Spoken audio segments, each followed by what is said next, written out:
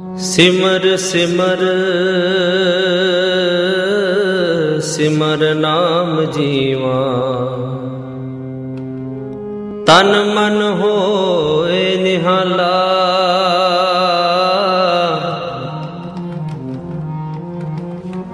चरण कमल तेरे तोए तोए पीवा।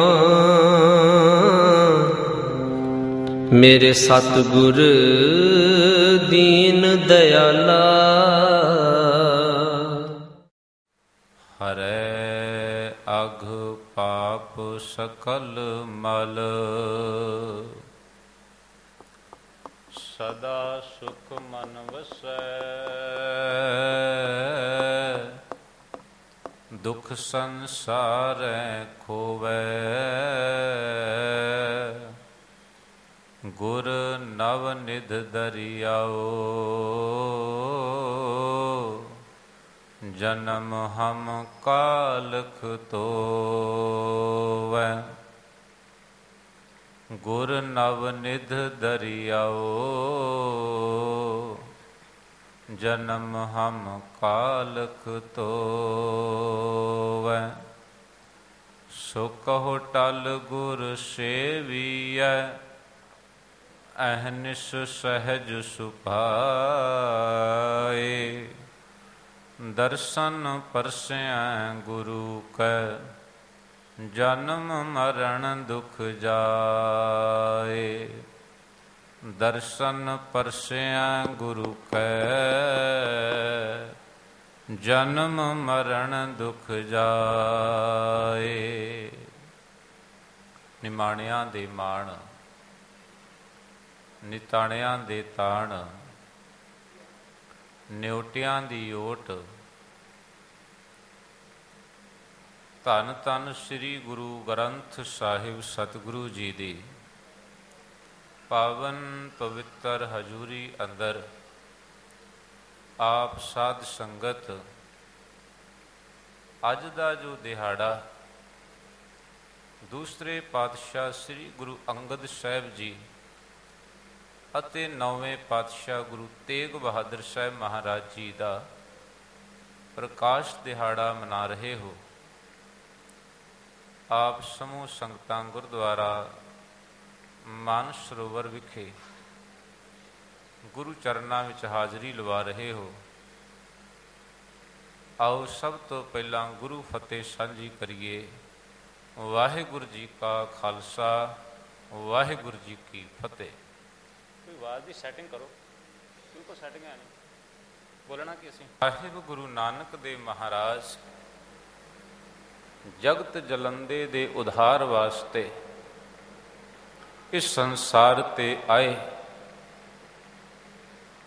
ਕਿਉਂਕਿ ਗੁਰੂ ਨਾਨਕ ਸਾਹਿਬ ਜੀ ਨੇ ਪਹਿਲਾਂ ਬਾਬੇ ਪਾਇਆ ਬਖਸ਼ਦਰ, ਪਿੱਛੋਂ ਦੇ ਫਿਰ ਕਾਲ ਕਮਾਈ। ਰੇਤ ਅਕ ਆਹਾਰ ਕਰ, ਰੋੜਾਂ ਦੀ ਗੁਰ ਕਰੀ ਵਿਛਾਈ। ਭਾਰੀ ਕਰੀ ਤਪੱਸਿਆ, ਵੱਡਾ ਭਾਗ ਹਰਸ਼ਿਓਂ ਬਣਿਆਈ। ਜੀਵਨ ਨੂੰ ਬੁਲੰਦੀ ਤੇ ਲਿਆਉਣ ਵਾਸਤੇ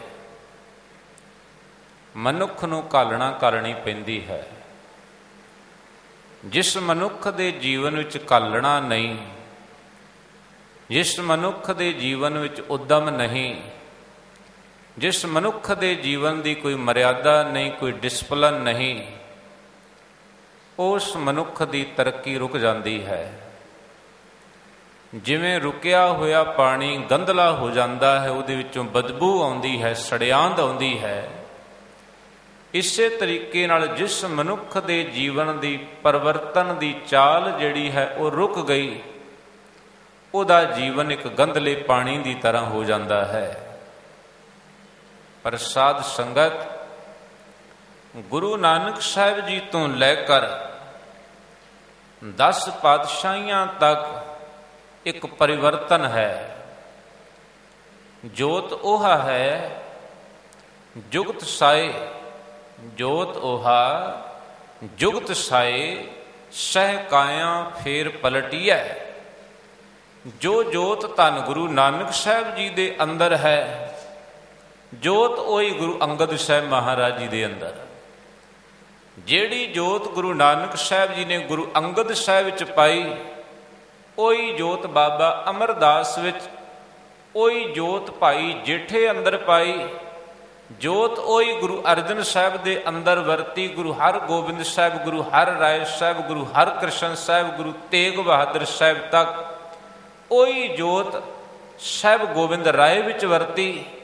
ਤੇ ਕਲਗੀਧਰ ਪਾਤਸ਼ਾਹ ਗੁਰੂ ਗੋਬਿੰਦ ਸਿੰਘ ਮਹਾਰਾਜ ਜੀ ਨੇ ਇੱਕ ਸਮੇਂ ਨੂੰ ਵੇਖਿਆ ਤੇ ਸਮੇਂ ਨੂੰ ਇਹ ਵੇਖਿਆ ਕਿ ਲੋਕ ਦੇਹਧਾਰੀਆਂ ਦਾ ਬੋਲ ਬਾਲਾ ਹੁੰਦਾ ਜਾ ਰਿਹਾ ਏ, ਤੇ ਗੁਰੂ ਗੋਬਿੰਦ ਸਿੰਘ ਮਹਾਰਾਜ ਜੀ ਨੇ ਸ਼ਬਦ ਗੁਰੂ ਨੂੰ ਗੁਰਤਾ ਗੱਦੀ ਬਖਸ਼ ਦਿੱਤੀ।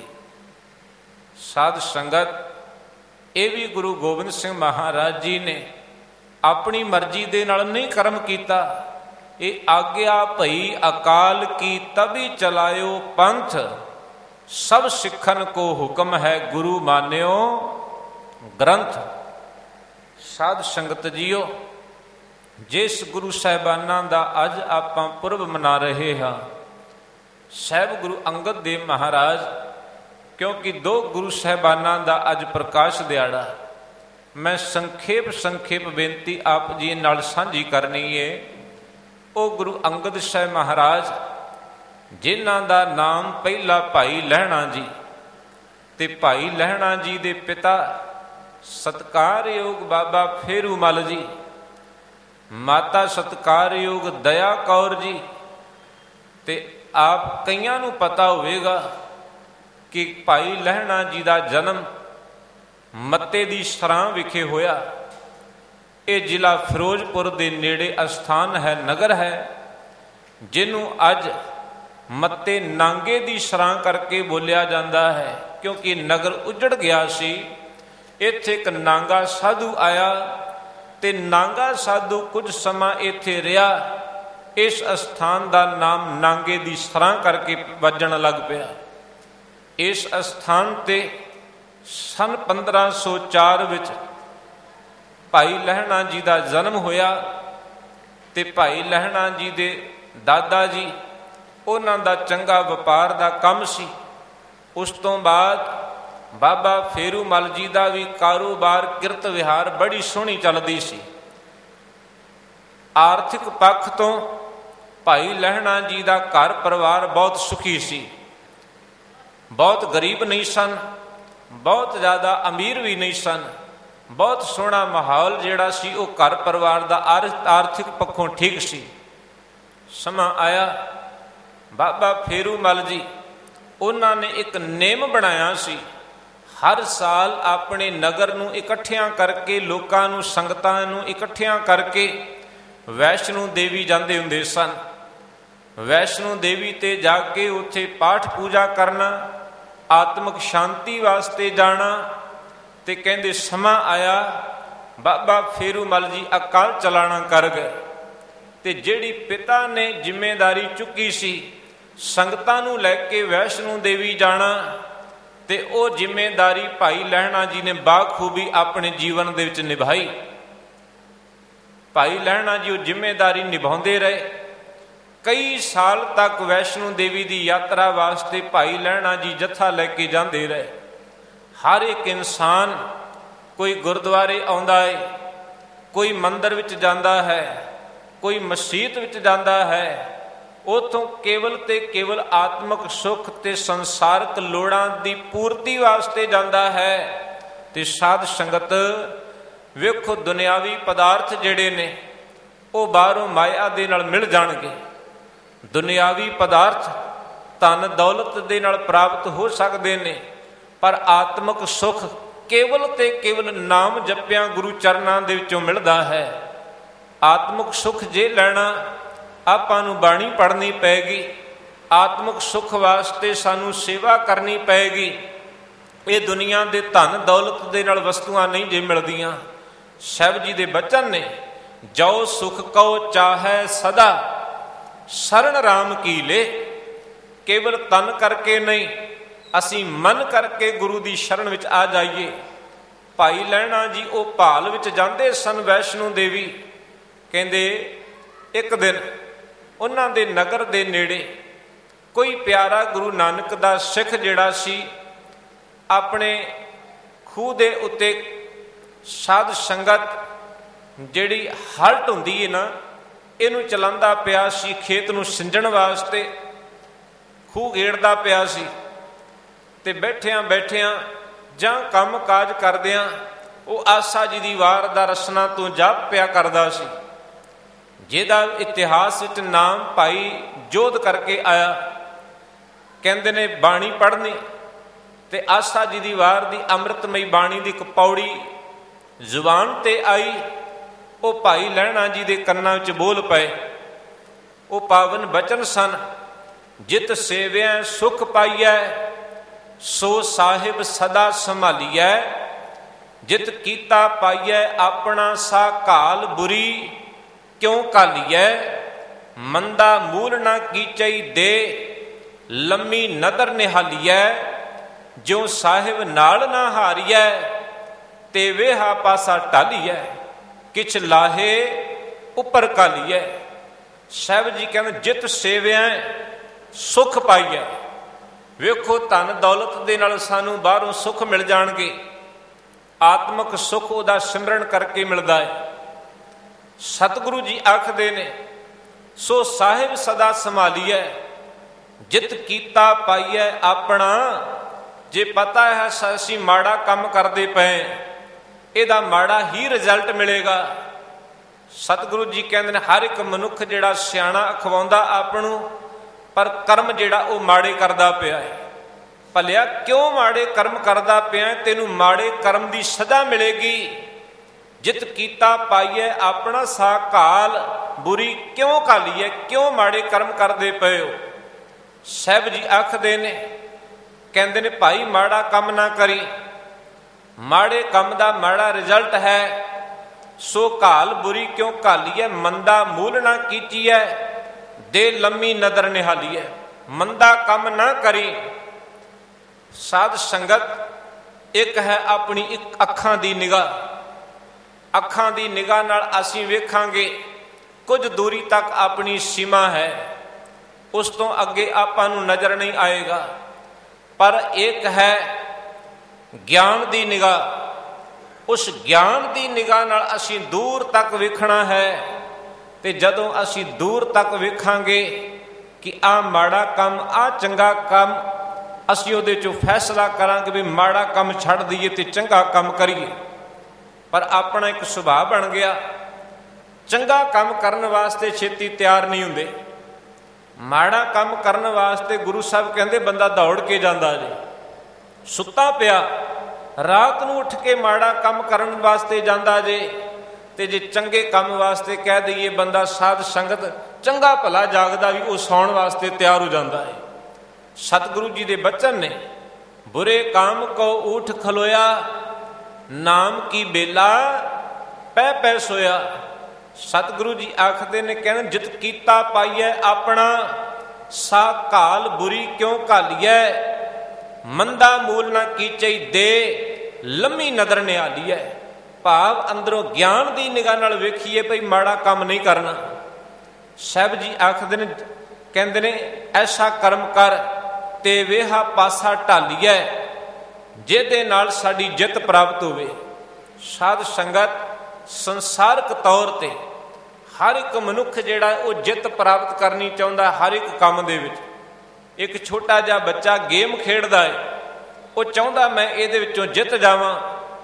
ਕ੍ਰਿਕਟ ਮੈਚ ਚੱਲਦਾ ਹੈ, ਦੋ ਟੀਮਾਂ ਕ੍ਰਿਕਟ ਮੈਚ ਵਿੱਚ ਖੇਡਦੀਆਂ ਨੇ, ਦੋਨਾਂ ਟੀਮਾਂ ਦੀ ਚਾਹਤ ਹੈ ਮੇਰੀ ਟੀਮ ਜਿੱਤ ਜਾਵੇ।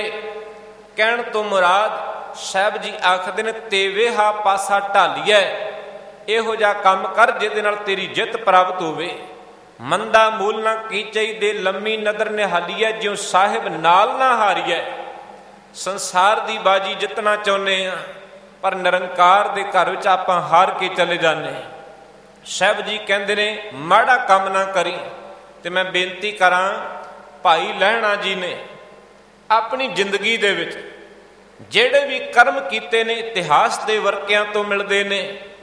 ਮੇਰੀ ਜਾਚੇ ਕੋਈ ਮਾੜਾ ਕੰਮ ਨਹੀਂ ਕੀਤਾ ਹੋਵੇਗਾ। ਸਾਧ ਸੰਗਤ ਕਹਿੰਦੇ ਨੇ ਭਾਈ ਲਹਿਣਾ ਜੀ ਨੇ ਇਹ ਬਚਨ ਸੁਣੇ ਤੇ ਉਹਨਾਂ ਨੂੰ ਪੁੱਛਿਆ, ਭਾਈ ਇਹ ਬਚਨ ਕਿਹਦੇ ਪੜ੍ਹਦੇ ਪਏ ਹੋ? ਭਾਈ ਜੋਧ ਜੀ ਕਹਿੰਦੇ ਨੇ ਇਹ ਧੰਨ ਗੁਰੂ ਨਾਨਕ ਸਾਹਿਬ ਜੀ ਦੀ ਅੰਮ੍ਰਿਤ ਬਾਣੀ ਆਸਾ ਜੀ ਦੀ ਵਾਰ ਦੇ ਬਚਨ ਨੇ। ਉਸ ਦਿਨ ਭਾਈ ਲਹਿਣਾ ਜੀ ਦੇ ਅੰਦਰ ਇੱਕ ਤੜਫ ਪੈਦਾ ਹੋ ਗਈ। ਕਹਿੰਦੇ ਨੇ ਆਪਣੇ ਘਰੋਂ ਮੱਤੇ ਨਾਂਗੇ ਦੀ ਸਰਾਂ ਤੋਂ ਭਾਈ ਲਹਿਣਾ ਜੀ ਘੋੜੀ ਤੇ ਸਵਾਰ ਹੋਏ ਤੇ ਕਰਤਾਰਪੁਰ ਸਾਹਿਬ ਵੱਲ ਨੂੰ ਤੁਰ ਪਏ। ਰਸਤਾ ਪੁੱਛਦੇ ਜਾ ਰਹੇ ਨੇ।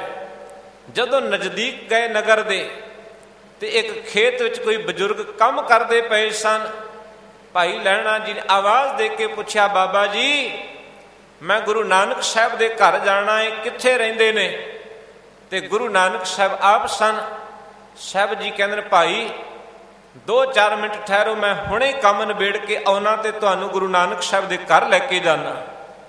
ਸਾਧ ਸੰਗਤ ਗੁਰੂ ਨਾਨਕ ਸਾਹਿਬ ਜੀ ਬਾਹਰ ਆਉਂਦੇ ਨੇ, ਘੋੜੀ ਦੀਆਂ ਲਗਾਮਾਂ ਪਕੜਦੇ ਨੇ, ਅੱਗੇ ਅੱਗੇ ਪਹੁੰਚ ਗਏ ਨਗਰ ਦੇ ਵਿੱਚ। ਕਹਿੰਦੇ ਇੱਥੇ ਘੋੜੀ ਬੰਨ੍ਹ ਦਿਓ ਤੇ ਹੱਥ ਮੂੰਹ ਧੋ ਕੇ ਤੇ ਅੰਦਰ ਆ ਜਾਓ। ਸਾਖੀ ਆਪ ਜੀ ਨੇ ਕਈ ਵਾਰੀ ਸਰਵਣ ਕੀਤੀ ਹੋਵੇਗੀ, ਪਰ ਮੈਂ ਬੇਨਤੀ ਕਰਦਾ, ਸਾਹਿਬ ਮੇਰਾ ਨੀਤ ਨਵਾਂ ਸਦਾ ਸਦਾ ਦਾ ਤਾਰ। ਗੁਰੂ ਕੀਆਂ ਸਾਖੀਆਂ, ਗੁਰੂ ਕੀਆਂ ਕਹਾਣੀਆਂ ਜਿਵੇਂ ਜਿਵੇਂ ਆਪਾਂ ਸੁਣਾਂਗੇ ਤੇ ਇਹ ਆਪਾਂ ਨੂੰ ਆਨੰਦ ਦਿੰਦੀਆਂ ਨੇ। ਭਾਵੇਂ ਰੋਜ਼ ਸੁਣੀਏ, ਰੋਜ਼ ਹੀ ਜੀਵਨ ਵਿੱਚ ਆਨੰਦ ਦਿੰਦੀਆਂ ਨੇ ਗੁਰੂ ਕੀਆਂ ਸਾਖੀਆਂ, ਇਤਿਹਾਸ। ਕਹਿੰਦੇ ਨੇ ਗੁਰੂ ਨਾਨਕ ਸਾਹਿਬ ਸੱਚੀ ਸਰਕਾਰ ਦਰਬਾਰ ਵਿੱਚ ਸੁਭਾਏਮਾਨ ਸਨ। ਭਾਈ ਲਹਿਣਾ ਜੀ ਨੇ ਜਾ ਕੇ ਜਦੋਂ ਤੱਕਿਆ, ਗੁਰੂ ਨਾਨਕ ਸਾਹਿਬ ਦੇ ਦਰਸ਼ਨ ਕੀਤੇ। ਇਹ ਤਾਂ ਉਹੀ ਬਾਬਾ ਜਿਹੜਾ ਮੇਰੇ ਘੋੜੀ ਦੀਆਂ ਲਗਾਮਾਂ ਪਕੜ ਕੇ ਲੈ ਕੇ ਆਇਆ ਤੇ ਗੁਰੂ ਨਾਨਕ ਸਾਹਿਬ ਜੀ ਦੇ ਘੁੱਟ ਕੇ ਚਰਨ ਪਕੜ ਲਏ। ਸਤਿਗੁਰੂ ਜੀ ਕਹਿੰਦੇ ਨੇ, ਭਾਈ ਤੇਰਾ ਨਾਮ ਕੀ? ਕਹਿੰਦਾ ਮੇਰਾ ਨਾਮ ਮਹਾਰਾਜ ਲਹਿਣਾ।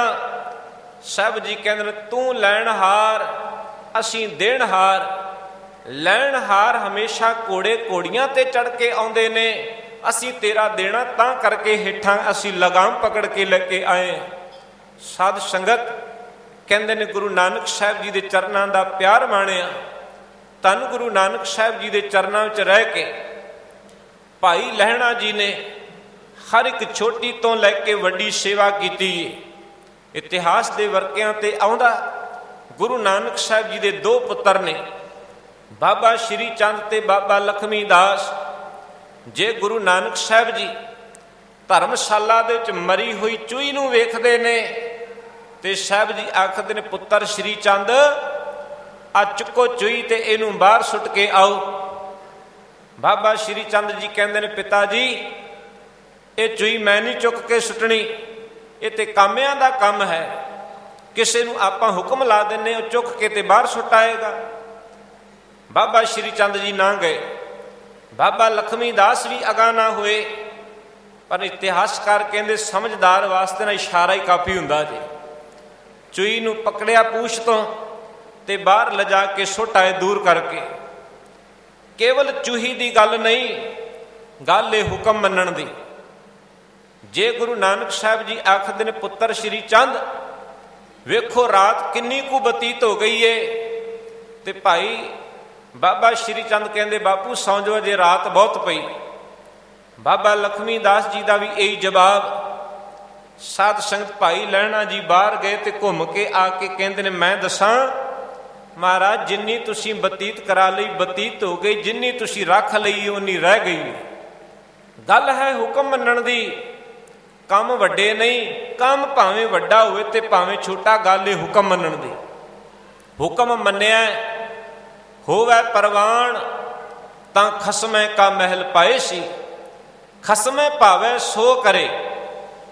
ਜੋ ਸਾਡੇ ਖਸਮ ਨੂੰ ਮਾਲਕ ਨੂੰ ਚੰਗਾ ਲੱਗਦਾ, ਕੀ ਅਸੀਂ ਉਹ ਕਰਦੇ ਹਾਂ? ਬਹੁਤ ਵਿਰਲੇ ਅਸੀਂ ਗੁਰੂ ਦੇ ਹੁਕਮ ਨੂੰ ਮੰਨਦੇ ਪਏ। ਖਸਮੈ ਭਾਵੇ ਸੋ ਕਰੇ, ਮਨੋ ਚੰਦਿਆ ਸੋ ਫਲ ਪਾਏ ਸੀ। ਚਾਹੁੰਦੇ ਤੇ ਆਪਾਂ ਵੀ ਆ ਕਿ ਸਾਨੂੰ ਮਨ ਇੱਛਤ ਫਲ ਦੀ ਦਾਤ ਪ੍ਰਾਪਤ ਹੋ ਜਾਵੇ, ਮਿਲੇਗੀ ਤਾਂ ਜੇ ਅਸੀਂ ਗੁਰੂ ਦਾ ਹੁਕਮ ਮੰਨਾਂਗੇ। ਖਸਮੈ ਭਾਵੇ ਸੋ ਕਰੇ, ਮਨੋ ਚੰਦਿਆ ਸੋ ਫਲ ਪਾਏ ਸੀ। ਪਰ ਭਾਈ ਲਹਿਣਾ ਜੀ ਉਸੇ ਵੇਲੇ ਚੂਹੀ ਨੂੰ ਬਾਹਰ ਸੁੱਟ ਆਉਂਦੇ ਨੇ। ਅੱਧੀ ਰਾਤ ਦਾ ਵਕਤ ਤੇ ਗੁਰੂ ਨਾਨਕ ਸਾਹਿਬ ਜੀ ਕਹਿੰਦੇ ਨੇ, ਪੁੱਤਰ ਜੀ ਚੁੱਕੋ ਤੇ ਕੱਪੜਿਆਂ ਦੀ ਪੰਡ ਧੋ ਕੇ ਲਿਆਓ। ਦੋਨੇ ਪੁੱਤਰਾਂ ਵਿੱਚੋਂ ਕੋਈ ਨਹੀਂ ਗਿਆ। ਗੁਰੂ ਨਾਨਕ ਸਾਹਿਬ ਜੀ ਅੱਧੀ ਰਾਤ ਨੂੰ ਬਸਤਰ ਧੋ ਕੇ ਲਿਆਉਂਦੇ ਨੇ ਤੇ ਸਾਧ ਸੰਗਤ ਸਿਆਲ ਦੀ ਰੁੱਤ ਵਿੱਚ ਕਣੀਆਂ ਪੈਂਦੀਆਂ ਸਨ ਤੇ ਨਾਲ ਦੀ ਕੰਧ ਜਿਹੜੀ ਸੀ ਉਹ ਖਸਤਾ ਹੋ ਗਈ, ਢਹਿ ਗਈ। ਕਹਿੰਦੇ ਨੇ ਇਹਨੂੰ ਕੰਧ ਨੂੰ ਉਸਾਰੋ।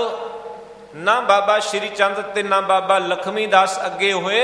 ਉਹ ਸਿਆਲ ਦੀ ਰੁੱਤ ਵਿੱਚ ਭਾਈ ਲਹਿਣੇ ਨੇ ਕੰਧ ਦੀ ਉਸਾਰੀ ਕੀਤੀ। ਗੁਰੂ ਨਾਨਕ ਸਾਹਿਬ ਜੀ ਦੇ ਦਰ ਤੇ ਪ੍ਰਵਾਨ ਹੋ ਗਏ ਤੇ ਸਾਧ ਸੰਗਤ ਇੱਕ ਸਮਾਂ ਆਇਆ ਸੀ ਜਦੋਂ ਗੁਰੂ ਨਾਨਕ ਸਾਹਿਬ ਜੀ ਦੇ ਜੀਵਨ ਦਾ ਅੰਤ ਸਮਾਂ ਨੇੜੇ ਆਇਆ, ਜੋਤੀ ਜੋਤ ਸਮਾਉਣ ਦਾ। ਗੁਰੂ ਨਾਨਕ ਸਾਹਿਬ ਮਹਾਰਾਜ ਭਿਆਨਕ ਰੂਪ ਬਣਾਉਂਦੇ ਨੇ। ਆਪਣੇ ਘਰ ਤੋਂ ਬਾਹਰ ਹੋਏ, ਸਿਰ ਤੇ ਮੜਾਸਾ ਵਲ ਲਿਆ, ਹੱਥ ਵਿੱਚ ਇੱਕ ਡਾਂਗ ਪਕੜ ਲਈ। ਪਿੰਡ ਦੇ ਲੋਕ ਮਗਰ, ਅੱਜ ਵੀ ਅਸੀਂ ਮਗਰ ਹਾਂ ਗੁਰੂ ਦੇ।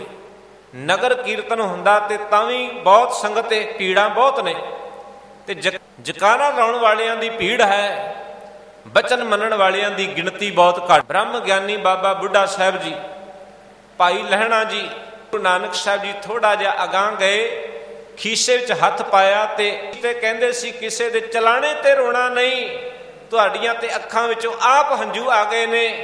ਗੁਰੂ ਹਰਗੋਬਿੰਦ ਸਾਹਿਬ ਦਾਤੇ ਨੇ ਬਚਨ ਕਹਿ ਸੀ ਸੰਗਤ ਜੀ, ਇਸ ਕਰਕੇ ਅੱਖਾਂ ਧਿਆਨ ਦਿੱਤਾ ਗੁਰੂ ਨਾਨਕ ਸਾਹਿਬ ਨੇ ਭਾਈ ਲਹਿਣੇ ਵੱਲ। ਲਹਿਣਿਆ ਤੂੰ ਵੀ ਜਾ ਆਪਣੇ ਘਰ ਵੱਲ। ਤੇ ਕਹਿੰਦੇ ਨੇ ਭਾਈ ਲਹਿਣਾ ਜੀ ਕਹਿੰਦੇ ਮਹਾਰਾਜ ਮੇਰਾ ਘਰ ਤੁਹਾਡੇ ਚਰਨਾਂ ਦੇ ਵਿੱਚ ਹੈ, ਮੇਰਾ ਘਰ ਤੁਹਾਡੇ ਚਰਨਾਂ, ਜੇ ਤੇਰਾ ਘਰ ਮੇਰੇ ਚਰਨਾਂ ਵਿੱਚ ਹੈ ਤੇ ਮੈਂ ਵੀ ਘਰ ਲੱਭਦਾ ਫਿਰਦਾ, ਮੰਨਣਾ ਪਏਗਾ।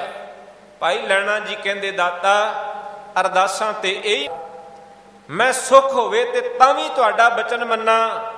ਮੈਂ ਕਹਿੰਦੇ ਚਿੱਟੀ ਚਾਦਰ ਵਿਛੀ ਸੀ, ਭਾਈ ਲਹਿਣਾ ਜੀ ਨੇ ਚਾਦਰ ਹਟਾਈ। ਵਿਦਵਾਨਾਂ ਦਾ ਆਪਾਂ ਸਾਧ ਸੰਗਤ ਸਰੀਰ ਕਰਕੇ ਤੇ ਜਿਉਂਦੇ ਪਏ ਹਾਂ। ਵਾਹਿਗੁਰੂ ਵਾਹਿਗੁਰੂ ਵਾਹਿਗੁਰੂ ਵਾਹਿਗੁਰੂ ਵਾਹਿਗੁਰੂ ਵਾਹਿਗੁਰੂ ਵਾਹਿਗੁਰੂ ਵਾਹਿਗੁਰੂ ਵਾਹਿਗੁਰੂ